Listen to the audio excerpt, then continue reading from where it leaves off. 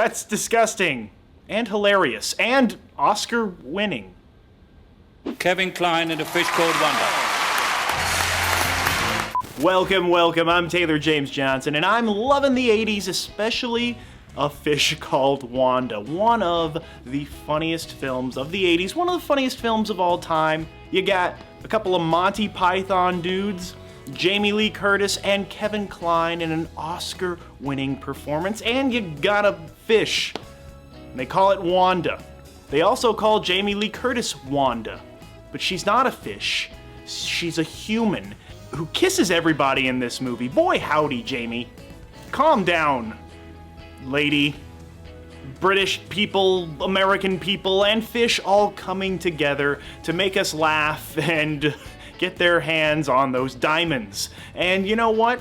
It's just one of those movies that keeps delivering hilarious scenes and scenarios, like, oh no, he's cheating on his wife, and she's behind the door, but oh no, they're gonna catch her, oh no, the diamond, oh no, it's just, but they have British accents, so it's way funnier. And I really hope that no animals were harmed in the making of this hilarious movie. Let's revisit it! That reminds me, I need to feed my fish, and I've named them all Wanda, and it's very confusing. A director who was thought to be past his prime seems to attempt to get laughs out of the deaths of adorable animals. A lead actor who was very nervous about his comedic performance. Reshoots resulting from negative test screening reactions. It sounds like a recipe for disaster. But this is actually the story of the hit comedy, A Fish Called Wanda. From 1947 to 1958, the British film studio Ealing produced a series of beloved comedies that have come to be known, appropriately enough, as the Ealing comedies. The Lavender Hill Mob, Kind Hearts and Coronets, The Lady Killers, they're all Ealing comedies. And several of the films in the series were directed by a man named Charles Crichton. Actor John Cleese, best remembered for his work in the Monty Python comedy troupe, didn't get into the entertainment business until a decade after the Ealing comedies had come to an end. But pretty much from the moment he started acting, he began hoping to team up with Crichton on their own comedy feature. It just took them a while to get their movie into production. About 20 years, in fact. Cleese and Crichton worked together on some TV projects in the 70s and early 80s, but they didn't start crafting the story for their movie until 1983. And when the brainstorming began, they only had two ideas. Cleese wanted to have a scene in which a stuttering character has to deliver some important information.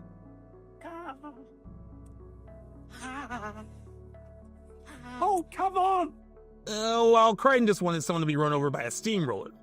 The duo would meet up 3 times a month to discuss the story they built around those two ideas. And over the course of 2.5 years and 13 drafts, they created the screenplay for A Fish Called Wanda. Several of the characters in the film are thieves who have gathered together in London to pull off a diamond heist worth £13 million. But this isn't the sort of movie that spends most of the running time building up to the heist. The diamonds have been stolen within the first 20 minutes. Then the problems come after the thieves have the diamonds in their possession. The heist was masterminded by an Englishman named George Thomason, who is played by Tom Jorgensen, and has a devoted lackey and fellow Englishman, Ken Pyle, the stuttering character Cleese had in mind from the beginning. Unfortunately, George brought a seductive American named Wanda into the mix. And Ken is also so enamored with her that he names one of the fish in his fish tank after her. Thus, the title. They need a weapons expert to help pull off the heist. So Wanda suggests her brother Otto, who is supposedly a former CIA agent. Otto may or may not have been in the CIA, but he's definitely not Wanda's brother. The pair have actually been in a relationship for the last 2 weeks, and they're planning to steal the stolen diamonds out from under George and Ken.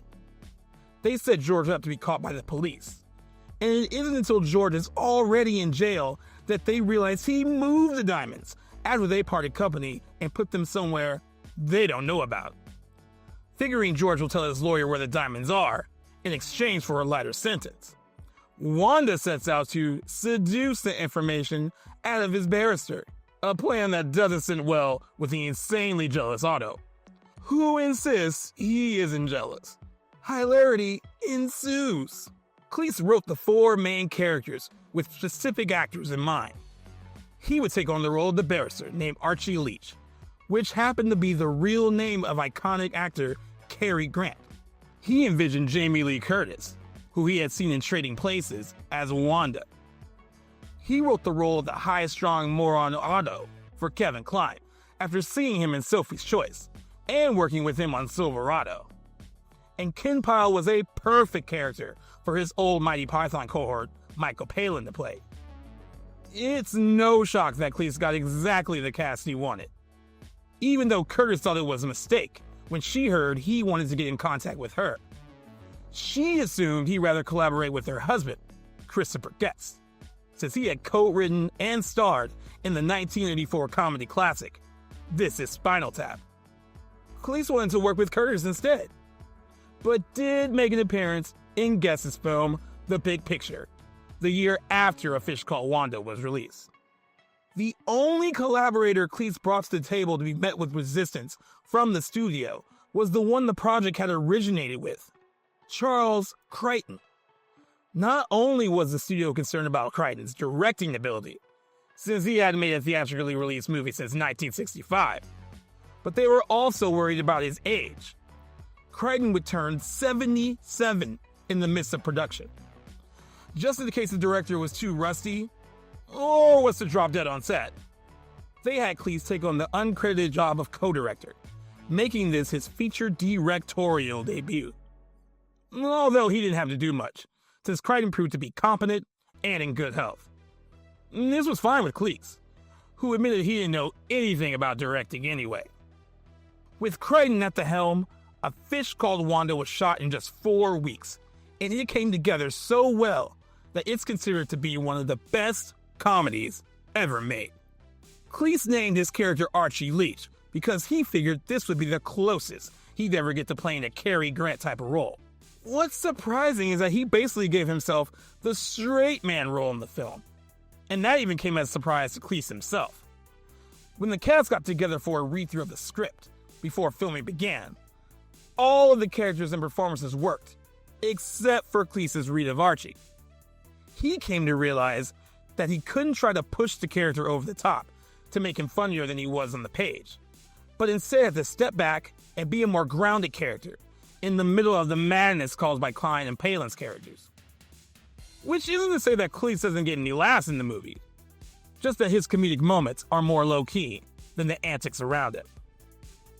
I'm Harvey Manfredson. I'm with the CIA. CIA? Archie is a stuffy fellow with a soul-crushing home life. He's married to a woman who barely pays any attention to him, and they have a spoiled teenage daughter, played by Cleese's own daughter, Cynthia. So when Wanda shows an interest in him, he doesn't realize he's being tricked in a quest to find the diamonds. He just immediately falls head over heels.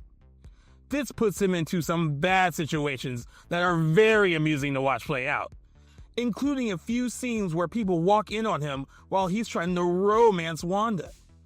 He happens to be completely nude in one of those scenes, and Cleese wasn't originally supposed to be the character who was caught naked. He had initially written the scene for Wanda. Not interested in doing nudity again after Trading Places, Curtis convinced him to undress instead. Archie is cheating on his wife to hook up with Wanda. None of the characters in this movie are without their flaws, but we feel sorry for him at the same time because we know he's being conned. Not to mention the amount of stress and humiliation the tryst causes for him, even leading to a moment where he gets knocked unconscious while staging a robbery of his own house.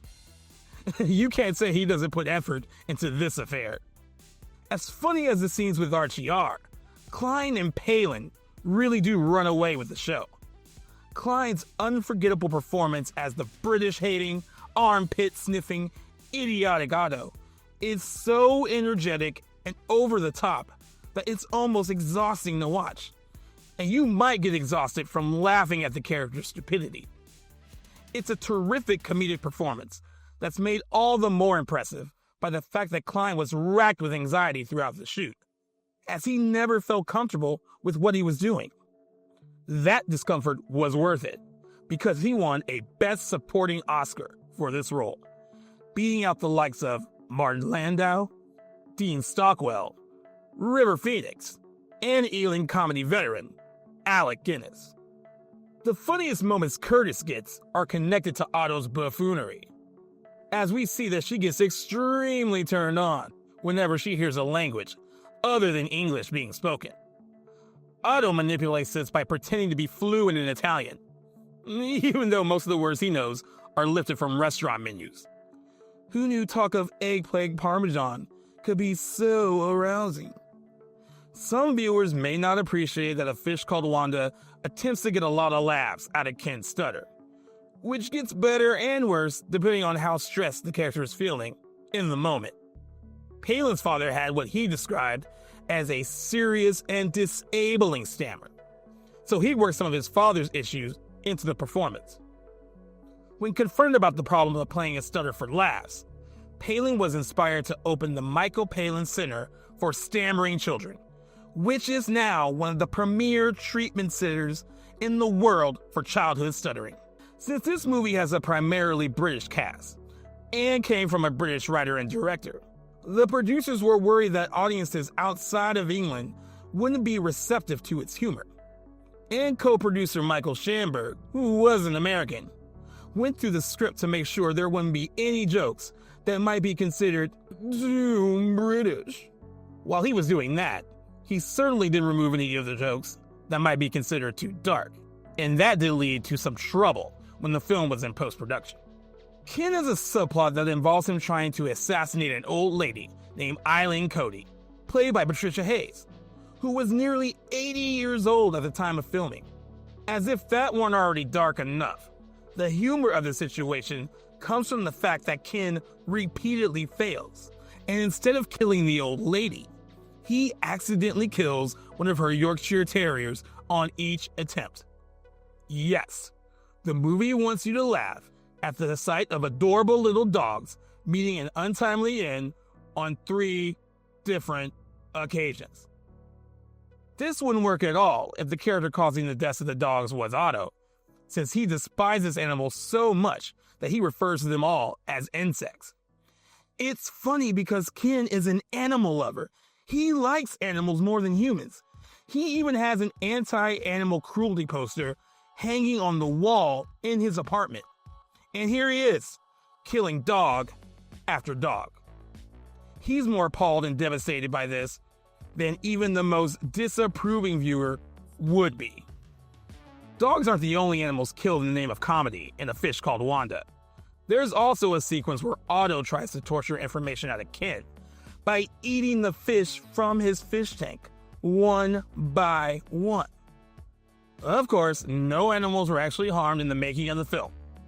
When Otto sticks the Wanda fish in his mouth, it was reportedly made of Jell-O, while the other fish we see him chewing on were made of a rubbery substance that tasted so bad, Kline offered to eat real fish in the scene just so he wouldn't have that taste in his mouth anymore. Otto gets his comeuppance for the fish slaughter. He's the one who gets run over by a steamroller. There were objections when the test screening audience saw all of this death and torture, especially since Crichton did not hold back when showing the deaths of the dogs. The first cut of the film had Yorkshire blood and guts splattered across the screen. Viewers were so disgusted, the crew had to go back for reshoots to tone down the way the deaths were presented, making them more cartoonish.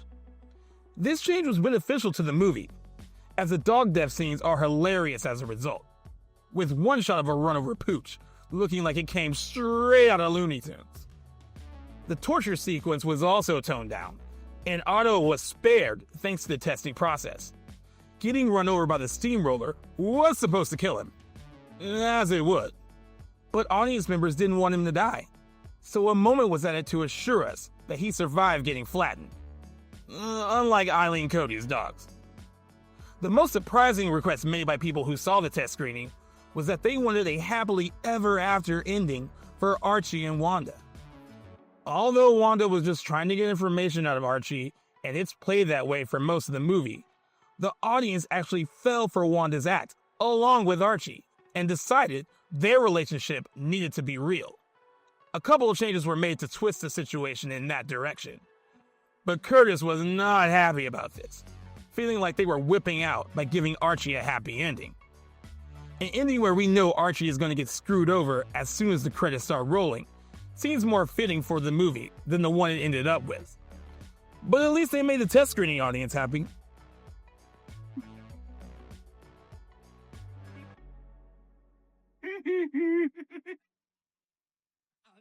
While the very ending of the film feels like a misstep, the final version of A Fish Called Wanda, honed through test screenings, reshoots, and an editing process that saw around 20 minutes being whittled out of the running time, is a great, fast-paced comedy that's fun to watch, despite being about awful people. Carried by strong performances, it amuses with some bedroom farce-type material, and also wrings laughs out of situations you wouldn't typically expect to laugh at. All the time Cleese and Crichton spent on the script paid off, and not just because they had the script in near-perfect shape by the time filming began. The script also earned them an Academy Award nomination, and served as the foundation of a hit movie. Made on a budget of $8 million, A Fish Called Wanda ended up earning nearly $190 million at the global box office when it was released in 1988. And then it went on to become the #1 VHS rental of 1989 in the US. In addition to all the financial success, it also received a lot of critical praise, and then started racking up the award nominations. Charles Crichton, the director the studio had been worried about before production began, was nominated for Best Director at the Academy Awards. But the only Oscar the movie won went to Kevin Kline. There were also Golden Globe and BAFTA nominations, and not just for the leads. Maria Akin received a BAFTA nomination for her role as Archie's wife, Wendy. She didn't win in her category, but Cleese and Palin both won BAFTA awards. Over the years, A Fish Called Wanda has been featured on multiple lists of the best comedies of all time, including lists published by the American Film Institute, the British Film Institute, Premiere Magazine, and Empire. But perhaps the greatest honor the film has ever been given is the fact that it actually caused the man to laugh himself to death. The man was Dr. Ole Benson, a 56-year-old Danish audiologist who went to see A Fish Called Wanda in 1989 and laughed so hard at the Otto and Ken torture scene that he went into cardiac arrest and died right there in the theater. As part of the torture, Otto sticks fries, or chips as they're called in England, into Ken's nostrils, and the sight of this was reportedly what sent Dr. Benson over the edge, as it reminded him of a time he and his family goofed around and stuck cauliflower in their nostrils at the dinner table. Cleese himself thought the torture scene was the funniest thing he had ever seen. I'm going to call her Lunch. Hello, Lunch. Hello. The filmmakers considered getting in contact with Benson's family and asking if they could mention his death in the marketing. But they ultimately decided it would be in poor taste. And the movie did just fine without capitalizing on the fact that it caused someone to laugh themselves to death. With all this success, it makes sense that there was a follow-up, of sorts. The 1997 film Fierce Creatures isn't a sequel, but it did bring John Cleese, Michael Palin, Kevin Kline, Jamie Lee Curtis, Maria Akin, and Cynthia Cleese back together. Charles Crichton sat that one out, having retired in 1988. And lucky for him, because Fierce Creatures didn't do very well at the box office, or with critics.